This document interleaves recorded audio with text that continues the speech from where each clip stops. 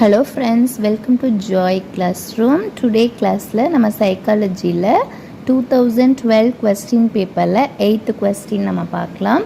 வீட்டு பாடத்தை வெறுக்கும் குழந்தையினை நேர்மறையாக திருத்த முயல்வது. இந்த 4 ஆன்சர்ஸில் எது ஆன்சர்ஸ் அப்படின்னா இருத்தல் கட்டுப்பாட்டு முறை. அதோடைய ஆன்சர் இருத்தல் கட்டுப்பாட்டு முறை அப்படின்னு சொல்லலாம். கில்போர்ட்டின் கட்டமைப்பு மாதிரியின் விளைவு காரணிகள் என்ன அப்படின்னு கேட்டிருக்காங்க. ஸோ இதோடைய ஆன்சர் பொருள், செயல்பாடுகள் மற்றும் விளைவு அப்படின்னு நம்ம சொல்லலாம். பொருள், செயல்பாடுகள், விளைவு. விளையாட்டு சார்ந்த விஷயங்களில் தனித்திறமையோடு விளங்கும் குழந்தையிடம் அதிகமாக இருப்பது என்ன அப்படின்னு பார்த்தோம் அப்படின்னா உடல் தொடு உணர் நுண்ணறிவு. உடல் தொடு உணர் நுண்ணறிவு அப்படின்னு சொல்லலாம். நெக்ஸ்ட்டு மனவெழுச்சி காதர்சிஸ் என்பது அப்படின்னா என்ன அப்படின்னு நம்ம பார்க்கலாம்.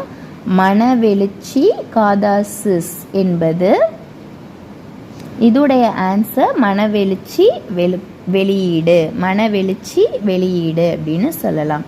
அடுத்தது எரிக்சன் அவர்களின் கோட்பாடு வெளிப்படுத்தும் கருத்து என்னன்னு பார்த்தோம்னா உள சமூக கோட்பாடு. உள சமூக கோட்பாடு. அறிவுசார் வளர்ச்சி கோட்பாடு குழந்தையின் எந்த பண்புகளை முக்கியத்துவப்படுத்துகிறது அப்படின்னு கேட்டிருக்காங்க. முதிர்ச்சி. மாணவர்களின் முழுமையான அதாவது நிறைவான கவனத்தை பெற பின்வருவனவற்றுள் எம்முறை பொருந்தும் அப்படின்னு கேட்டிருக்காங்க.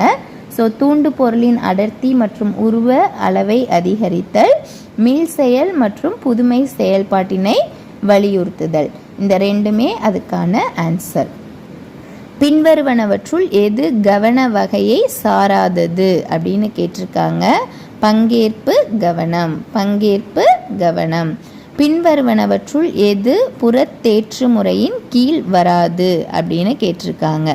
பின்வருவனவற்றுள் எது புறத்தேற்று முறையின் கீழ் வராதது அப்படின்னு கேட்டிருக்காங்க. இதோடைய ஆன்சர் வாக்கியம் நிறைவு செய்தல். வாக்கியம் நிறைவு செய்தல். That's all. ஸோ இதே மாதிரி ஃப்யூச்சர் வீடியோஸ் நான் உங்களுக்கு அப்டேட் பண்ணுறேன் ரிமைனிங் கொஸ்டின்ஸை. Thank you friends.